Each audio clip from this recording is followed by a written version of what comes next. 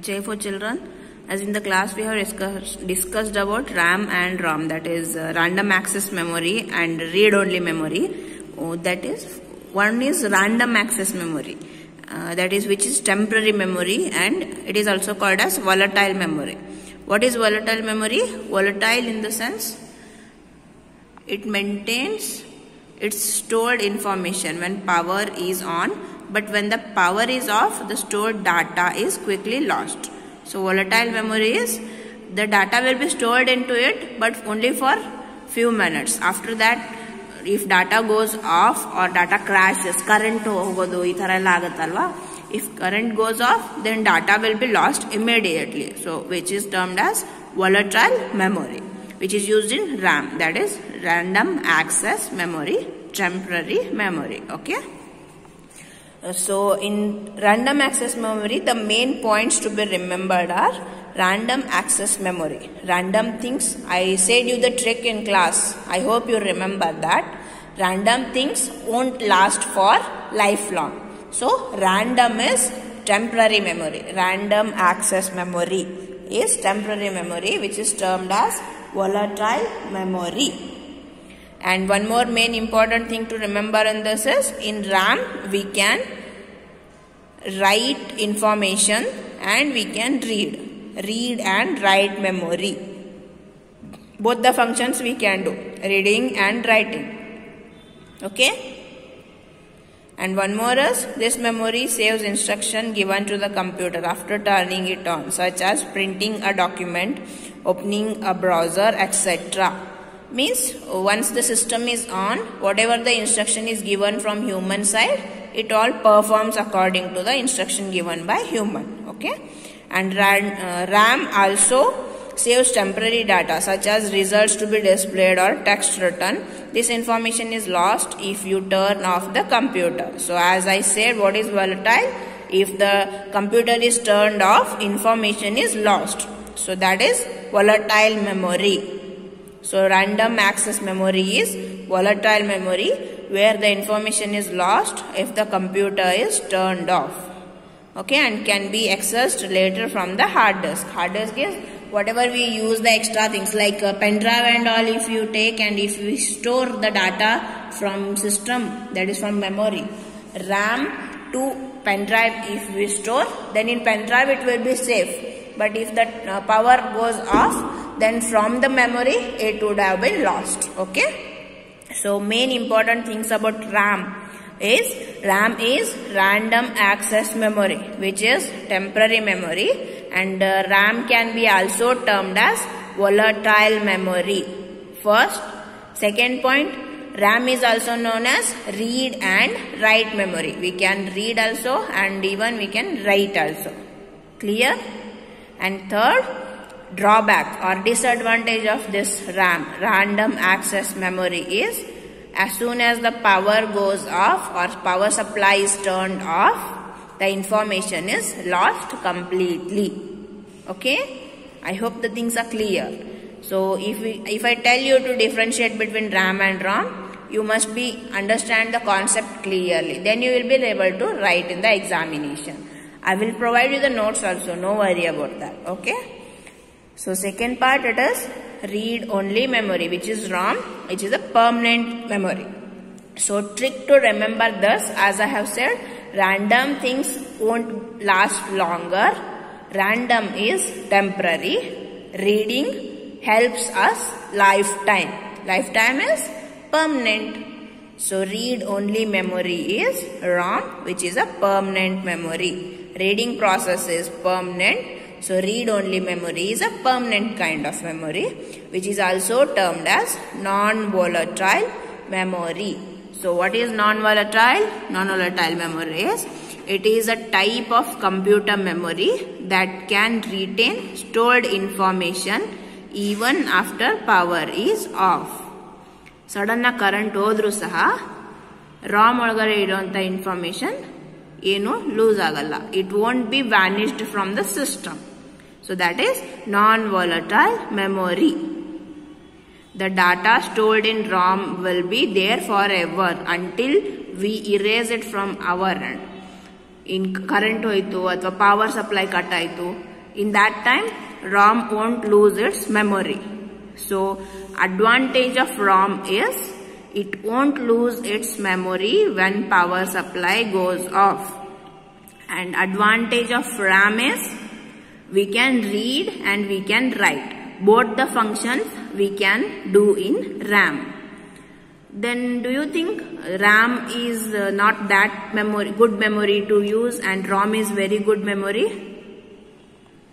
Okay, we'll see about it in our next study. Okay, so about ROM, it is a small part of the main memory where important instructions are stored, such as instruction to boot the computer. The instructions stored in the ROM are not lost if you turn off the power supply. So the instructions stored in ROM are not lost, means they will be permanently present in the system. Even though we turn off the computer or we turn off the power supply, ROM stores its all instruction inside it. However, here it comes the disadvantage of ROM. The computer can only read the instructions stored in the ROM. You cannot write. So what is the disadvantage of ROM? Whatever it is written on board, we can read. But you are not having the authority to go and write on board. So this is the same thing here. You can see whatever is happening in this PC, whatever the instruction it is providing, you can see it clearly. But you are not supposed to write anything. You don't have the authority. You don't have option only to write, which is ROM. So you can't write on ROM. That is save instruction onto the ROM. Means you can't write anything onto the ROM. You can just see it is like you can read the things, you can see the things, whatever it is happening, you can just enjoy it. But you can't put your instruction into it. You can't write anything into it. This is wrong. Okay. So in case of RAM, can you tell?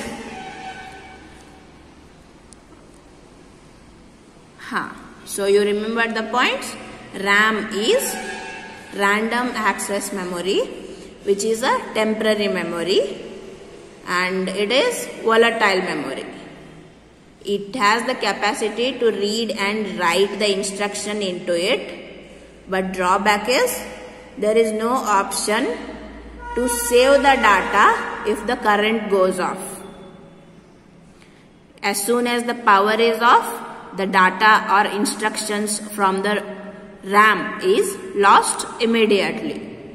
And what about RAM? RAM is, okay, RAM we are done with that. Right. So ROM is read-only memory. In ROM, it is permanent kind of memory, non-volatile memory.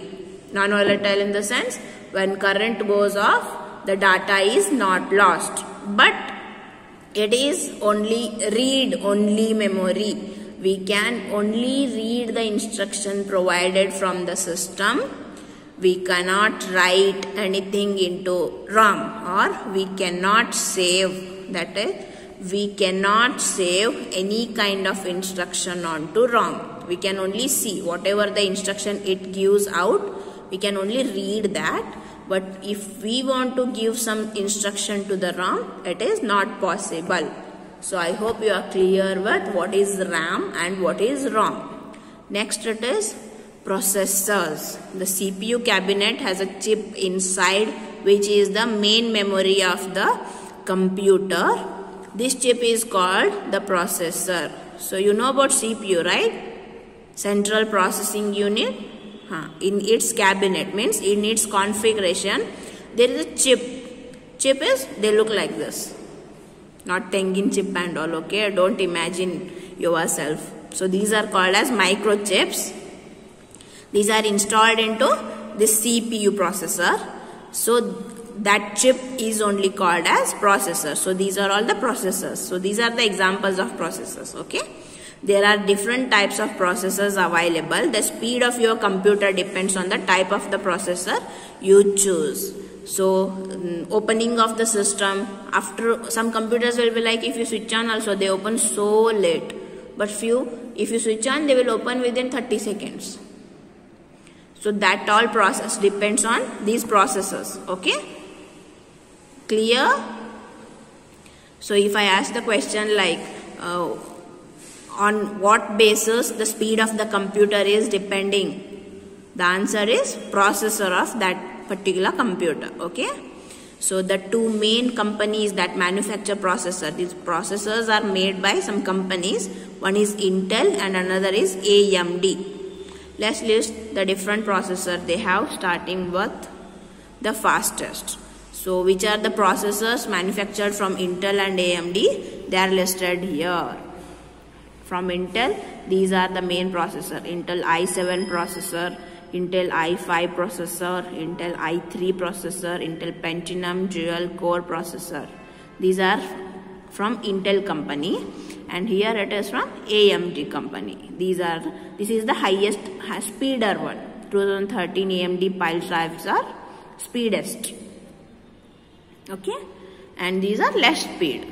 So these Intel i7 processor, Intel i5 processor, or this 2013 AMD pile drives, these are used in companies or any industry functioning of main important works which are to be done very fastest speed. So these are utilized in such companies. And slow speed Intel Pentium dual core processor or AMD A4, these are little slower, right?